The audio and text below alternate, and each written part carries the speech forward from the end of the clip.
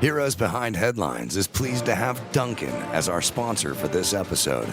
Duncan is throwing a 101st birthday party for John Shott today, Monday, July 3rd, at their store in Syracuse, New York. Stop by if you're in the neighborhood. There will be jelly donuts aplenty. John's actual birthday is the 4th of July, and there will be a parade in his honor. So join us, John and Duncan, in Syracuse, New York, as we celebrate our nation's birthday. Thanks, Duncan.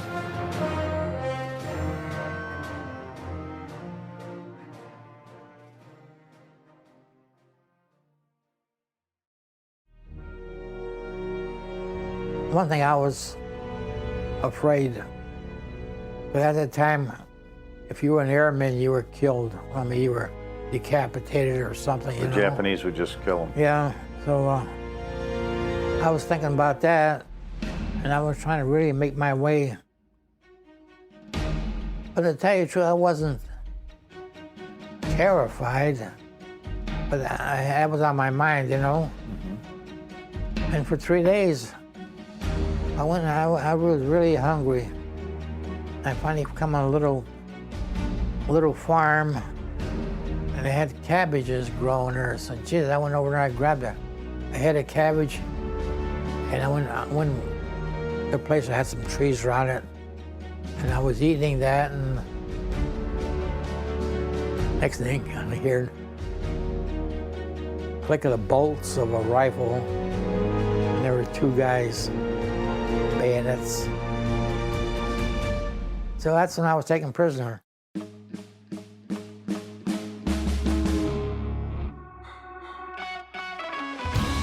Heroes Behind Headlines with Ralph Pizzullo. Welcome to Heroes Behind Headlines. I'm your host, Ralph Pizzullo. Today, on the eve of July 4th, we're excited to continue a series of interviews with World War II veterans. These historic interviews were conducted by Joe Massinio over the past decade as part of the Veterans History Project. Today's subject is John Shott, a great patriot whose love of his country still burns strong on the eve of his 101st birthday. In 2 days, on July 4th, John Shott will be 101 years old. During World War II, John served in the Pacific as a radio operator and rear gunner on B-25 bombers. On May 5, 1945, the plane John was flying in was shot down over the Japanese-controlled island of Formosa, present-day Taiwan. He was the only man on his aircrew to survive. After 3 days living on his own, he was captured by Japanese troops and spent the rest of the war in one of 14 Japanese POW camps on the island. 430 other Allied prisoners in those camps died. John survived. It's a great honor for us to share John Shott's harrowing story on the eve of his 101st birthday. He's our hero behind the headlines.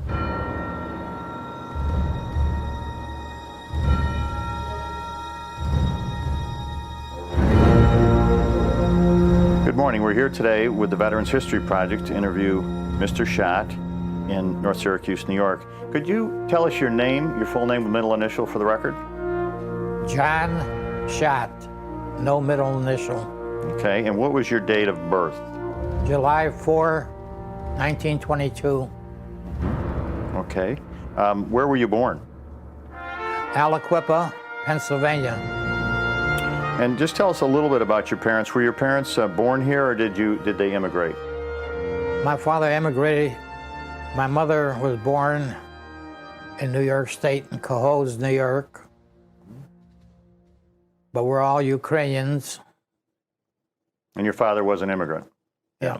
Okay. What was your dad's occupation? He worked in the steel mills, Jones and Laughlin Steel Mill in Aliquippa. Mm-hmm. What was the name of your wife? Maiden name? Yeah, sure. Her first name and maiden name. Well, her first name was Helen, C, initial, married to me, is Shott. And she was in the service too in World War II. She was in the Coast Guard, and she was a draftswoman. She was based mostly in Washington, D.C. Interesting. There wasn't a lot of women that were in the service at that time, but Yeah. interesting. What are the names of your kids? Well, my oldest daughter, her name is Linda. Then my son, Michael. I had a son that passed away after 3 days of birth. And my youngest daughter is Lois. Okay, very good. Let's fast forward now to the time that you first heard about. What were you doing when you heard about Pearl Harbor? What was going on in your life, and what were you thinking? I know exactly what I was doing. I was coming from a movie theater, and they were outside the paper boys were calling extra, extra, and Pearl Harbor and everything else. And I just... You were kind of young at the time. I don't know what I thought. You know, I just I knew I was coming from a movie theater. Yeah. Okay. What was the mood of the community after that day? Tell us a little bit. What people were saying and doing? Oh, they were talking about the war, and they were mostly mad at the Japs for a sneak attack. Mm-hmm. You know, they were troubled. And they were mad. Yeah. Okay. So when did you enter the service? Late January of 1943, and I was discharged in June of 46. Mm-hmm. Okay. When you first entered, which branch of the service did you enter? Well, I was inducted into Fort Meade, Maryland. Well, I was inducted in Pittsburgh, and I went to Fort Meade, Maryland. Got my shots, clothing, and I was in the infantry. I was sent to infantry basic training in Camp Robinson, Arkansas, Little Rock, Arkansas. Can you tell us a little bit about basic training? How'd it go for you? That took me by surprise. I know the second day we were there, it was raining like mad, and I figured where we were going to sleep in. That wasn't true. Yeah, put on your ponchos and you went out.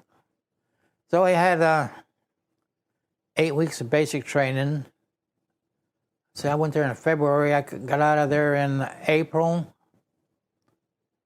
And I was assigned back to Fort Meade, Maryland. They were forming the 76th Infantry Division. And I was there. I was a BAR gunner. And the BAR stands for? Browning Automatic Rifle. Okay. And they needed the men in the Air Corps. So I went to Baltimore, took an Air Corps test. I passed it, and I was then in the Air Corps. They sent me to Air Corps basic training to Greensboro, North Carolina. And I already had basic training, so the one in the Air Corps was very easy for me. Mm-hmm. So when did you actually start your the training to become a part of the air crew? Did you know which function you would be in the air crew when you started, or did they tell us about the training for the air specifically? Well, first of all, they graded you and everything else, and I went there with the intention of being a pilot. Mm-hmm. So you took some tests and everything, and then they sent me to a college for 6 months. It's called College Training Detachment, and we took a course for 6 months. We took physics, drafting, science, and a 6-month course is supposed to be the equivalent to a 2-year college course. Where was the college? Lynchburg College in Lynchburg, Virginia. Mm-hmm. And that was a lot of hazing there. I mean, you have to, when you walked across the courtyard, you had to hold your pants like this and shuffle, and an upperclassman would stop you, and I mean, it made you feel like, I don't know, being girlish, you know. But then I was supposed to be disciplined, I don't know. But I enjoyed that. Like I said, that was a tough deal. So, okay, so you got the 6 months training. At what point did they say you're going to have this job on the plane? What was that? Well, so after you that, started as a pilot, but then... No, after that, we were sent to Nashville, Tennessee, and took tests for everything else. And I didn't make the pilot deal, but they thought I'd be best qualified as a radio operator. So from Nashville, I went to Scottsville, Illinois for radio training. And I was there roughly about 3 or 4 months. Now, the radios on the planes, did you have to learn Morse code? Well, that's why I was in radio school in Scottsville, Illinois. They taught you the Morse code and everything else. I come out of that pretty good. Went to Yuma, Arizona for gunnery training. So tell us how they trained you to use the gun. These were 50 caliber? What was the 50 caliber, yeah. And, well, the gunnery training there was in a B-17 for one thing. You had to put on heavy clothing, which I didn't like. You had to carry a gas tank with you, a small one. If you ran out of gas, you had to go to a main tank, which was in the middle of the airplane, and fill up and come back. And I didn't care for that because it was hot when you were getting in. When you came out with all that clothing on you, I didn't like that at all. And that was because it was cold at altitude? Oh, yeah. Yeah. Yeah, we got 30,000 feet. And the planes were not pressurized? No. No. And the main training was they had a U-shaped road. And every so often they had a little house that had it threw out Some type of target? Yeah, a target. What do you call those? Skeet? Skeet, The clay? yeah, the clay, skeet. Yeah, and I was one of the things there. They had a big pile of skeet, and when a truck came by, a man was on it. That was training, and he had a skeet, a shotgun. And when a truck came to a certain place, you were supposed to pull the handle and send the skeet up. So it was different places all around the circle. And my biggest scare was, and even to this day, I'm afraid of snakes. I reached for a skeet, and I heard a rattle. I didn't think anything of it. Shooting the skeets. The pilot was going down, and I kept hearing this rattle. So when the pilot was down, I turned around and looked like this. There was this rattlesnake, the head of it. It was a big one. I would say about that far away. And it froze me. And I got up, opened the door, and I ran out, and whistles were blowing and everything else. And the lieutenant came over to me and started chewing me out. Told me I could be killed. I said, I don't care. I'd rather be killed. I said, there's a big snake in there. And he went in there and shot it, but I would never go and throw a skeet. I'm scared of snakes now, even a garden snake. So, and from there, I got to know a sergeant there, and he told me I was assigned to B-17. So I said, oh, gee, Sergeant. I said, I don't like B-17. I says, couldn't I get in a medium bomber or something like that? He said, well, I got B-25 if you would like to go that. I said, I'll take that. So that's how I got into the B-25s. The B-25 Mitchell bomber was a medium bomber first put into service in 1941. A safe and durable dual-engine aircraft, it was capable of carrying a payload of 2,400 pounds over 1,200 miles at a speed of 300 miles per hour. Because of its efficiency, it was used by many Allied air forces. 10,000 B-25s were built and served in every theater of World War II. One famous B-25C used by the 321st Bomb Group was nicknamed Patches because its crew chief painted all the aircraft's flak hole patches with bright yellow zinc chromate primer. By the end of the war, Patches had completed over 300 missions, had been belly landed 6 times, and had over 400 patched holes. The way they picked the crews was a pilot would go to a circle of co-pilots and talk to them, and he'd pick one out. Then he'd go over to the navigator's circle, ask questions there and pick one out. Then the radio operator and armor gunner and the engineer gunner. We were going to fly across the seas to New Guinea. The engineer gunner and the tail gunner went to Seattle, and they went to New Guinea. And on my plane, there was just 4 of us, pilot, co-pilot, navigator, and myself. So because they didn't have as much room, kind of thinking about No, it wasn't weight. that. Like I said, they put on his extra fuel and everything else. We were going to fly from California to Hawaii.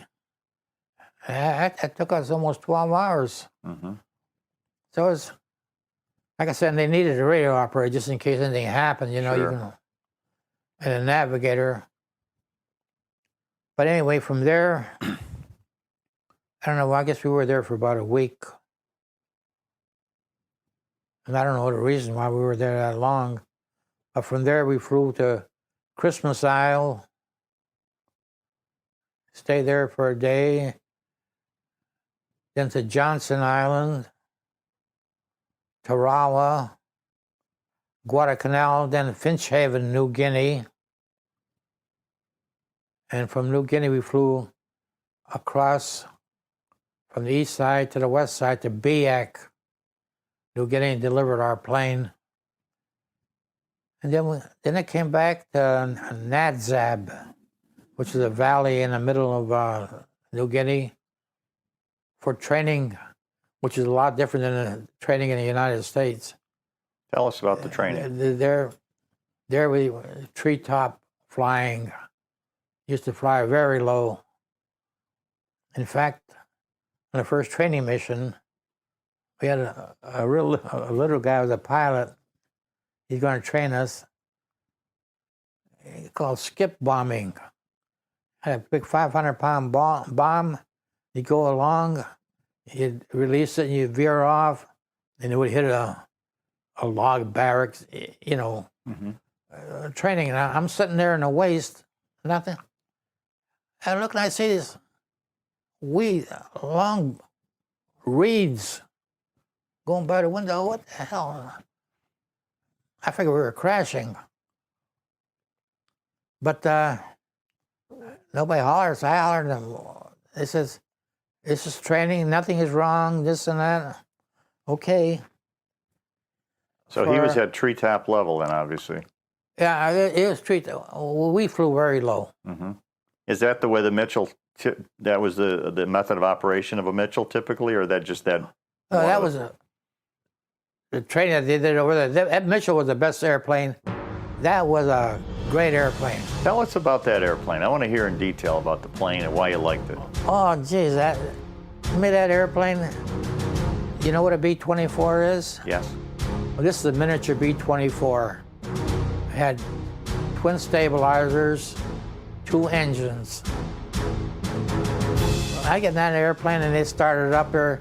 You could hear the popple and the cracking of the engines and everything else. I just felt, that made me feel great, you know, secure and everything else. that airplane was a great airplane, and it could carry a big load, carry 200, 500-pound bombs, 4 500-pound bombs, or a bunch of we used to call them parafrags, but we used to carry mostly napalm bombs, which would everything was built out of bamboo in that place, Indochina, Formosa, Philippines. And we dropped these napalm bombs.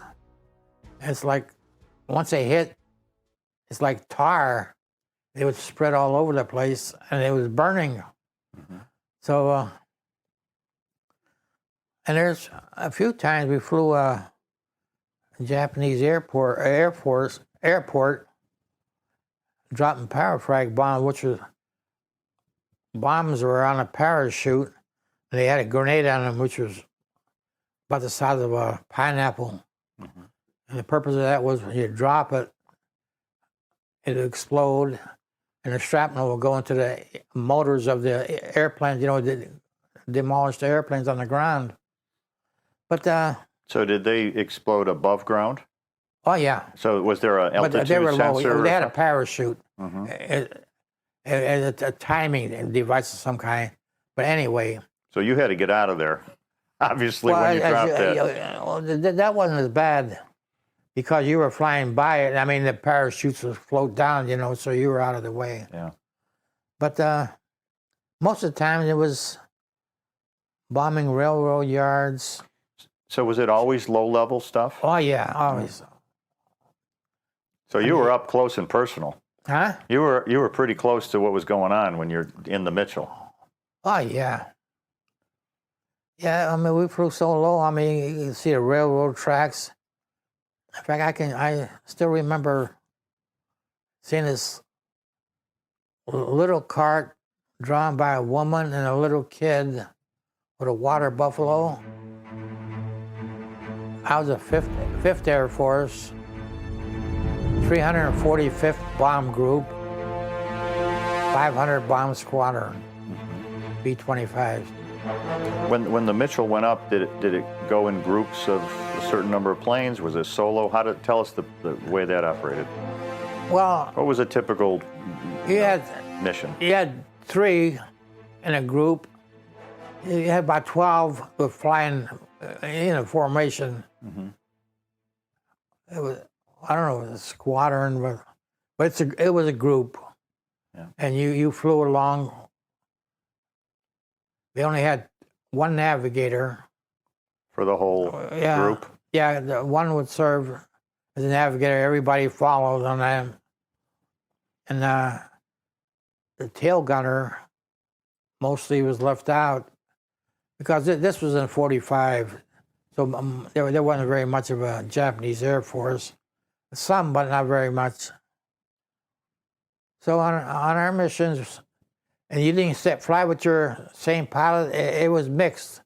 They would assign a pilot, they would assign a radio operator here. And so you said you were a radio operator, but you also served as a gunner, correct? Oh, yeah. So that was your alternate duty? Yeah, radio operator flying to the target and out of the target. But once you're over the target, then you became a gunner. My last mission was on May 17, 1945.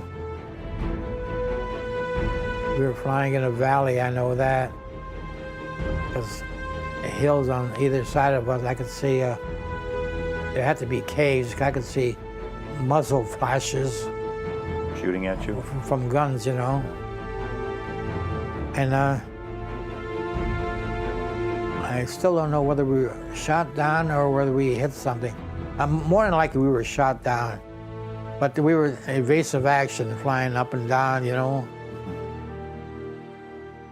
And we were shot down. I came to, before that, I was in a tail position. I was going to fly the tail gunner. And we were flying along, and next thing I know, when I woke up,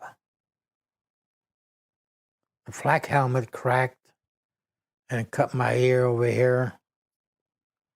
And I had pain in my side. They say later on I had 4 broken ribs. And I don't know who told me that, but it says I had a kidney that was dislodged. I mean, it wasn't torn, but it was dislodged from where it was supposed to be. I don't know. But it was a rainy day. It was raining at the time. And when I got up and I looked, the tail broke off from the rest of the airplane. And the rest of the airplane was a big pile of junk about a quarter of a mile away, maybe a lot further, I don't know. But I got up and I walked over there, and nobody could have been alive in there. What was the terrain like? It was trees or open field? Or? It was an open field. Yeah, open field. The bomber John Shott was riding in crashed on the island of Formosa, modern-day Taiwan, and an important strategic target in the Battle of the Pacific for 2 reasons. 1, the island was a necessary stepping stone to any attack on the China coast, and 2, seizing the island would sever Japanese communications to the south. The air battle for Formosa was actually started months before John Shott was captured in October 1944, when U.S. air carrier groups launched a large-scale coordinated attack on Japanese land-based air forces. The battle continued with a pattern of U.S. air raids on Japanese military installations during the day and Japanese air raids against U.S. ships at night. I escaped for 3 days. I was heading toward the mountains on the eastern part of Formosa. I had a backpack, a small one, had a Chinese marking, and they said that the backpack, if you can get to the Aborigines in the mountains, the backpack has writing on it that, you know, take care of me, you'd be rewarded. And they had some Chinese money in there too. So I was making my way east, and the only way I could do that was see where the sun came up, you know, and I would go the opposite way. I mean, I'd go toward where the sun came up. And for 3 days, I was hiding in a ditch or someplace that had a lot of stuff around it, you know, bushes. What's going through your mind when that? Do you actually remember the plane crashing, or you said you just woke up? I don't remember the plane crashing. Yeah. I remember waking up After it happened. after it happened. What's going through your mind in that 3-day period when you're? I don't know. For one thing, I was afraid. But at that time, if you were an airman, you were killed. I mean, you were decapitated or something. The Japanese would just kill them. Yeah. So I was thinking about that, and I was trying to really make my way. But to tell you the truth, I wasn't terrified, but that was on my mind, you know. Mm-hmm. And for 3 days, I was really hungry. I finally come on a little farm, and they had cabbages growing there. So, geez, I went over there, I grabbed a head of cabbage, and I went to a place that had some trees around it, and I was eating that, and next thing I heard click of the bolts of a rifle, and there were 2 guys, bayonets. So that's when I was taken prisoner. What island were you on? Formosa. Formosa. Okay. It's Taiwan now. Mm-hmm. They captured me, and I figured I was a goner. I figured I was gonna be killed. But they took me in a room and were questioning me. High-ranking officer, they weren't any bigger than this. If I stood up, I mean, I was really tall compared to them, you know. But they were high-ranking officers. The one guy was questioning me about the colonel. And they asked me where I came from, and I gave him the old airport. My last place that I flew from was Clarkville, Manila, in the Philippines. And before that, I trained, did some bombing from San Marcelino. So I told him I was from San Marcelino. And he wrote that down, and they wanted me to draw a picture of it. Jesus. I just drew a runway and some airplanes on either side of the runway. I said, this is all we had. Well, they asked me some more questions, but they all carried I think it looked like a big whisk broom. Had a handle about that long. And slivers of bamboo, I would say about 1/4-inch slivers, all tied together. So it looked like a broom, a whisk broom, you know? Mm-hmm. And you say something that hit you on the back with that, and boy, that stung, it cut and everything else. But when they caught me, they took all my clothes off me. I got questioned there. Then the second day, they questioned me, and I couldn't give them any more answers except the name, rank, and serial number, you know. And time I was in San Marcelino, and they took me out. A circular pathway. In the middle was like a grassy area. When I come out and walking up this pathway, there were 4 soldiers laying on their stomach. They had rifles. I forgot, that didn't look good to me, you know. They marched me to the top of this pathway, and there was a brick wall behind her. They put my back against the wall and put a blindfold on me. I was scared. And I was moaning, you know. I wasn't crying, but I was moaning. And the guy gives some kind of command. I could hear the click of the bolts. And he fired. I guess they said fire. I don't know. And I heard a click, but they were on empty. Mm-hmm. There were no bullets. They took off my blindfold, and I guess they wanted to scare me pretty good. They did. And a little while later, I was put on a train. It was crowded. I was standing up in the aisle with soldiers on either side of me, and the civilians there would slap you every so often, you know. So you were the only American on the train? Yeah. It drove me to the capital city, which is Taipei, and put me in solitary confinement. I would say it was a room maybe about 6 by 8, something like that, with sandy walls and a real thick door. And they had little bars in there where you could talk to somebody outside, you know. And they had a window up there with bars. But I think there was, I don't know, I would say maybe about 10 or 12 at the most people in solitary there. And the first room I was in, they were bombed every morning. B-24s would come over and bomb the railroad yards around there. And boys, those bombs coming down sound like an express train coming, you know. You could hear them.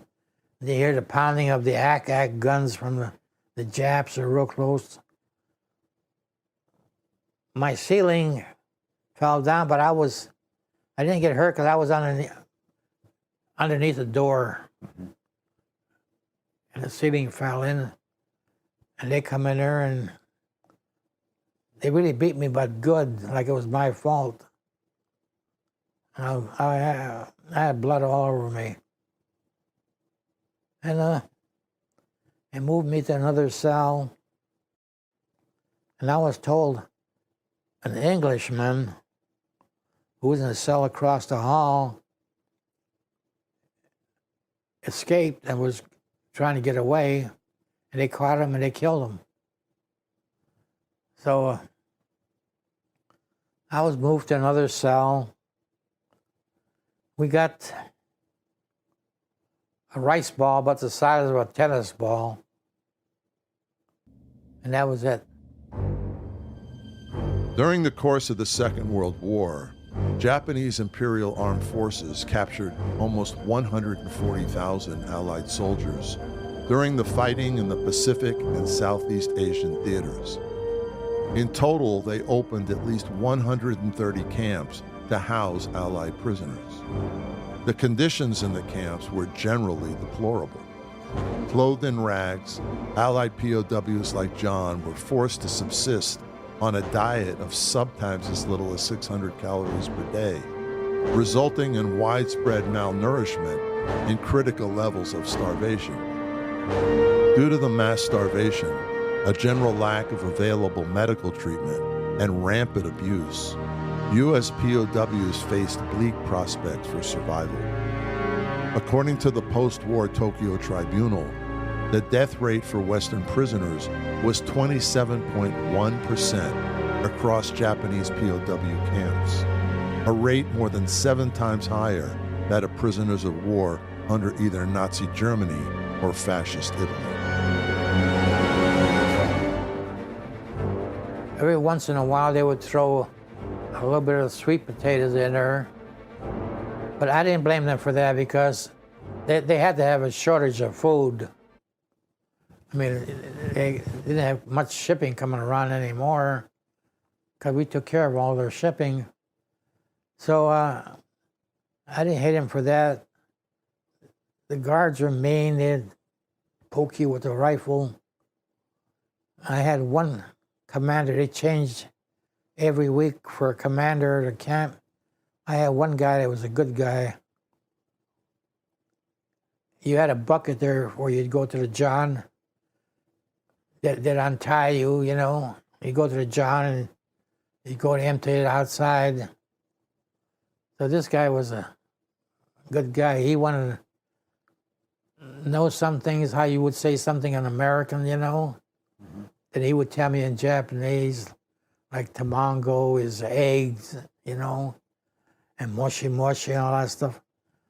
He'd roll up a cigarette and give me, and I used to be a smoker. And that was so nice, smoking a cigarette and talking to him for a while, you know. He was the only good guy.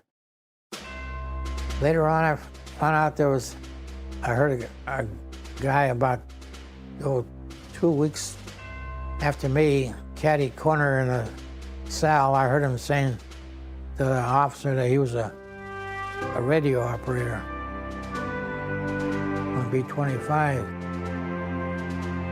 So when it was all quiet, there was nobody. The guard would walk down. When he was at the end of the hall, I would tap a message out in Morse code, you know, and he'd answer me back. And he was in the 345th Bomb Group too, but a different squadron. And he was from Louisville, Kentucky. So we would send messages to each other, you know. Did you know what his name was? Did he? Yeah, Calvin Beck, I'll never forget that. He was from Louisville, Kentucky. And I got a book here written by a guy named Hickey, Warpath Across the Pacific. I got a first edition on that, and he was on the phone with me for about 3 or 4 hours. He was calling from Colorado, and I gave him a lot of information, and he wrote this book, and he sent me a first edition with his name on it. So my name's in there, about 4 or 5 different pages and different things. Going back to Taipei, being in solitary confinement, I was getting lice in your hands were tied. You couldn't scratch. So I would go up against the wall, or like I said, a sandy wall, and rub, you know. But my hair and head and everything else, I couldn't scratch. And my back would be bleeding from that, but nothing you could do about that. How did that experience affect your faith? Did you pray at all during that time? Oh, yeah. All the time. And, you know, I was so hungry. I'll never forget, I saw a little lizard, like from here to the lamp on the floor. If I was free, good thing I wasn't. Because if I was free, if I could have caught that thing, I would have ate it. That's how hungry I was. All I could think was cold milk.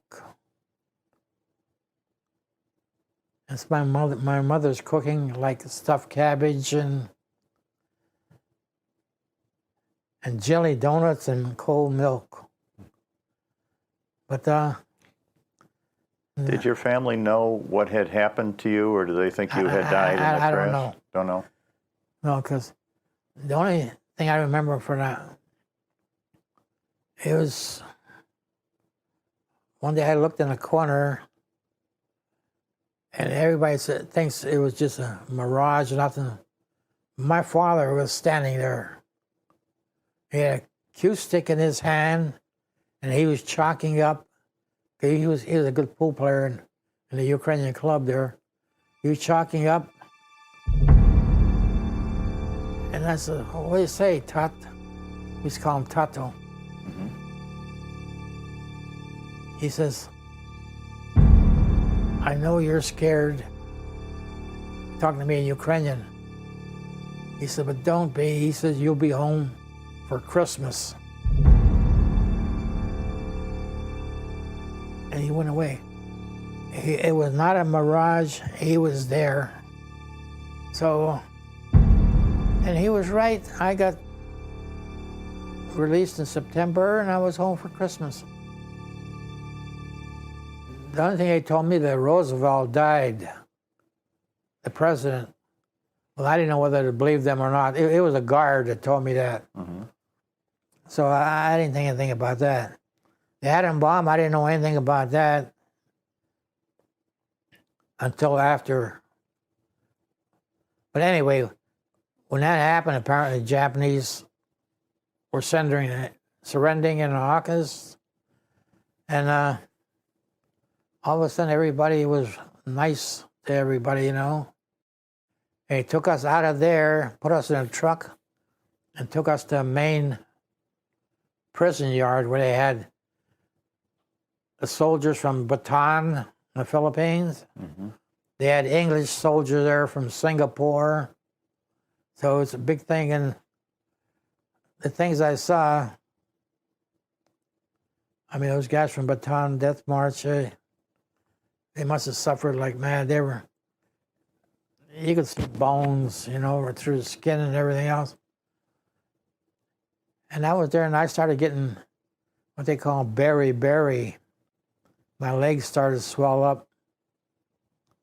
And they had an English colonel there, was a doctor.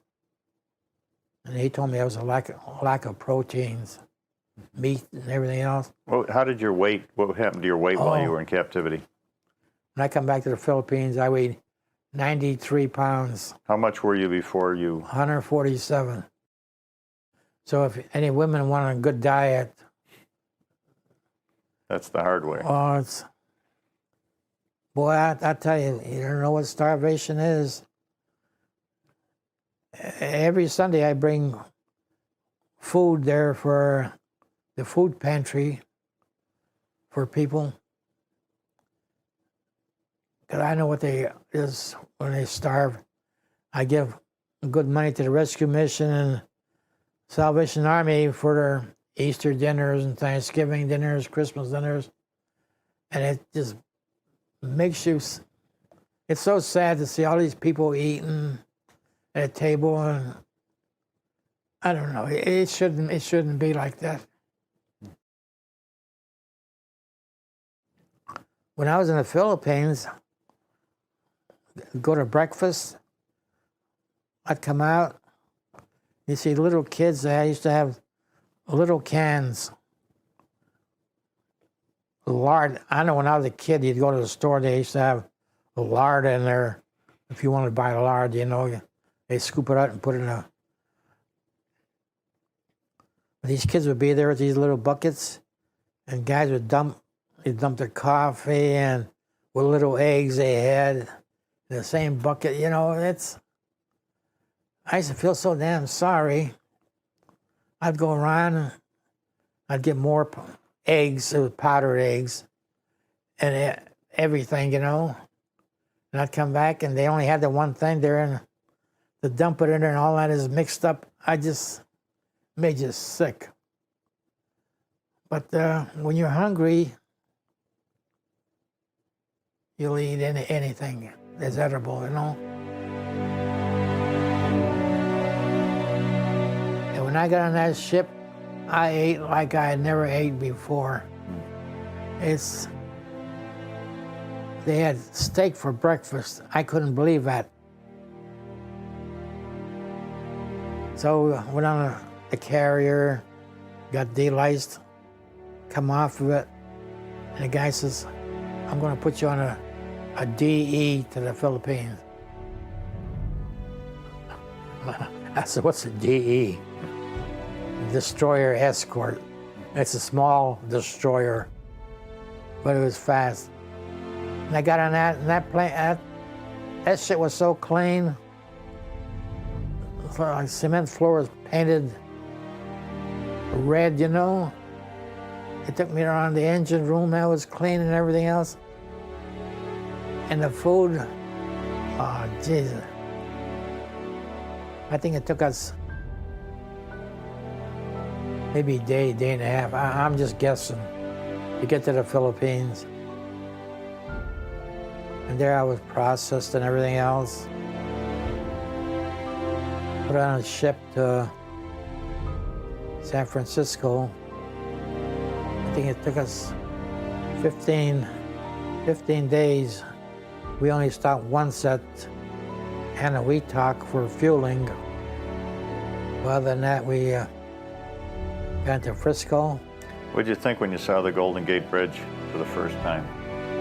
Oh, you don't know how anybody feels getting back to the States. Damn it, this is the greatest country in the world. I hear the Star Spangled Banner now, and I get tears in my eyes. It's a great country. So, you see the flag and all that. The Golden Gate Bridge. Yeah, we come in there, went to Frisco, and I went to Letterman General Hospital in Frisco for about 2 weeks. And then they,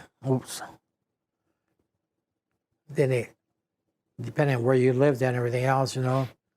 And I guess for POWs, I was assigned to a hospital in White Sulphur Springs, West Virginia, in Greenbrier. It used to be a famous spa before the war started.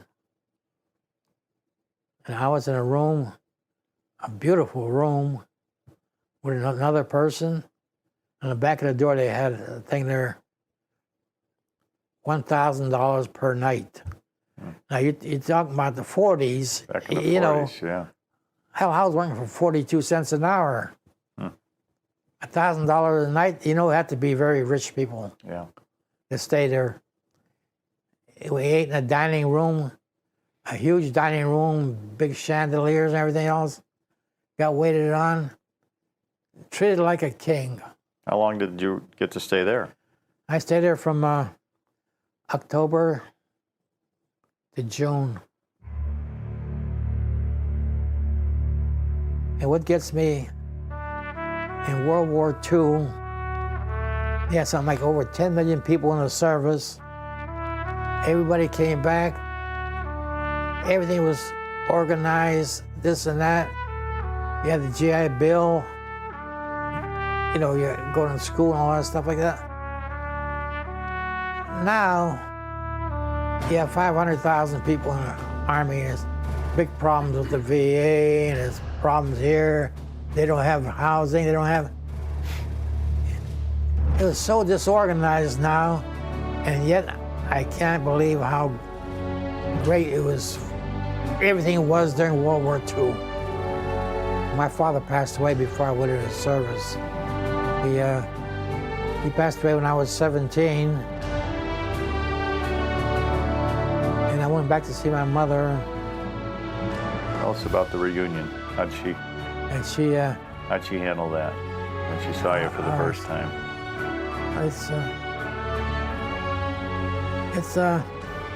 had a hell of a time when I came home. After I got discharged, I'd eat and I'd go to my room. The shades would be down, it'd be dark. And I would sit there in my mother's rocking chair, and I'd rock and I would just stare into space. I was just trying to figure out why the whole crew, why I was saved and they died.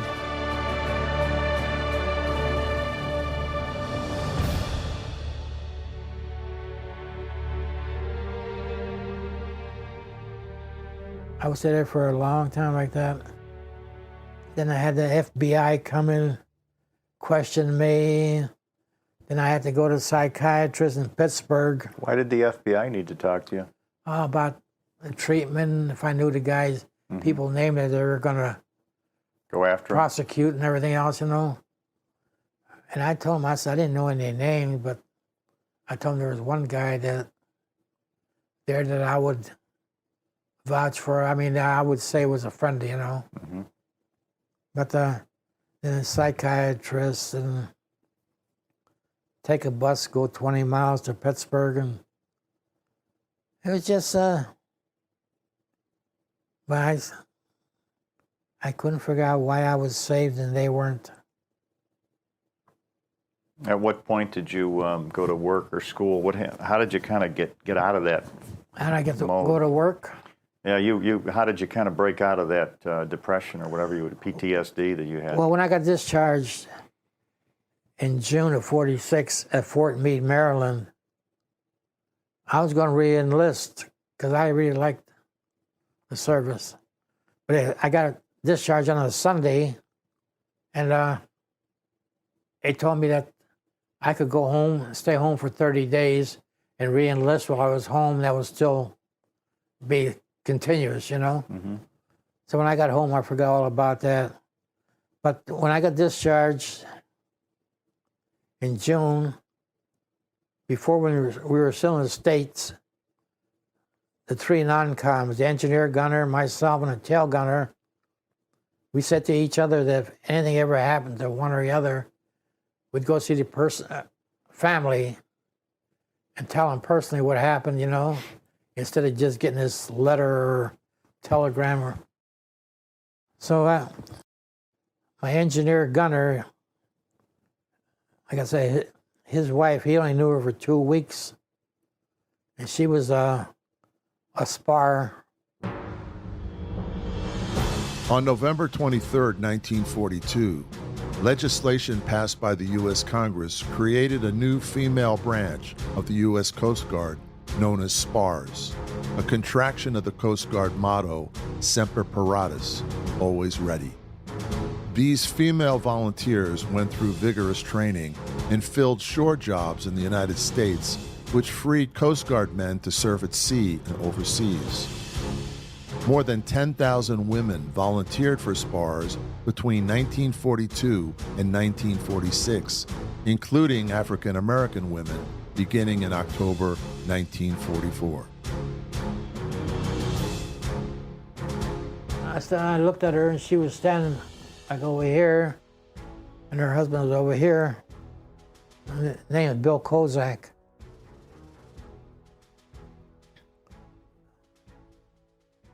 The crew, when we were shot down, there was only one member that was my original crew, and that was Bill Kozak, a top turret gunner. Well, he got killed.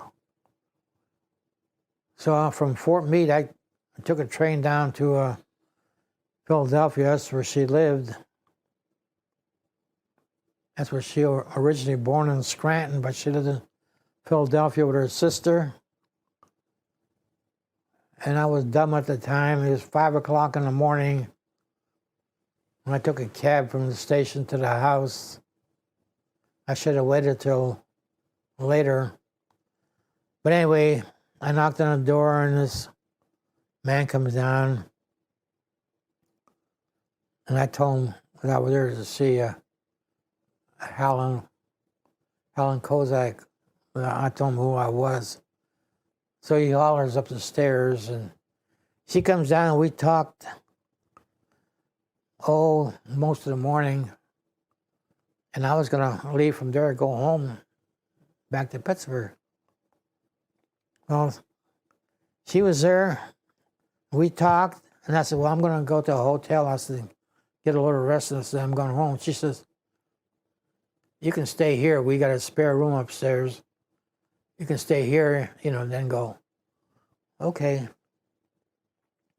So I slept there, and I got up, and she was, her brother-in-law was at work already, but her sister was there and with 2 little kids.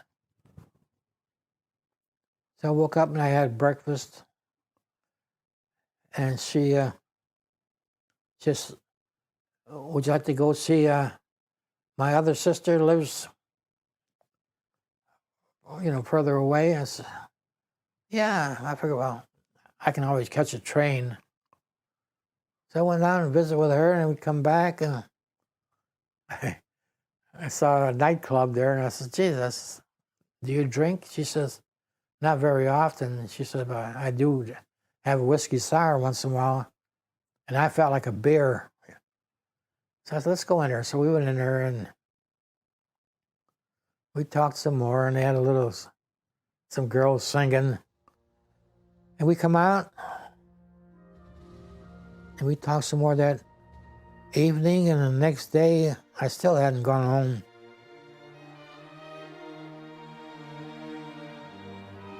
Is there anything else as we come to the end of the interview that you'd like to add? Anything that we may have looked over? We can go back in time if you need to. Anything that come to mind? No, nothing.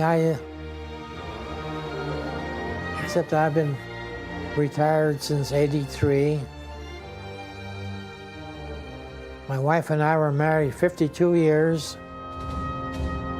We struggled, but we made it. I wouldn't change anything, and I wouldn't even change my life.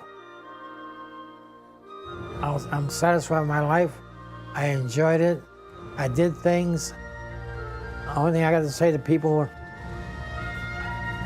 this is a damn great country.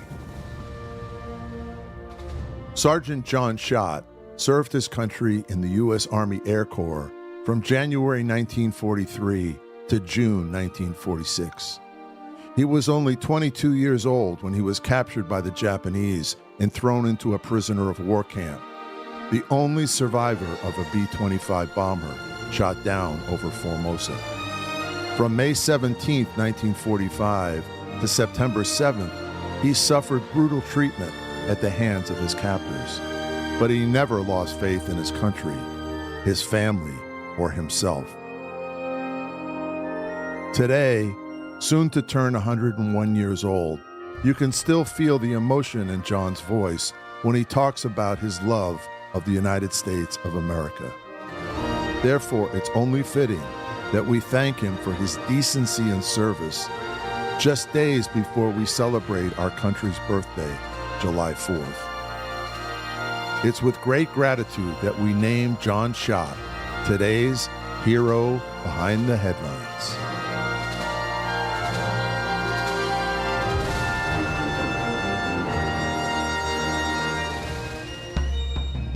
Heroes Behind Headlines. Executive producer Ralph Pizzullo. Produced and engineered by Mike Dawson. Orchestra and score provided by Extreme Music. Please comment, like, and subscribe. to heroes behind headlines.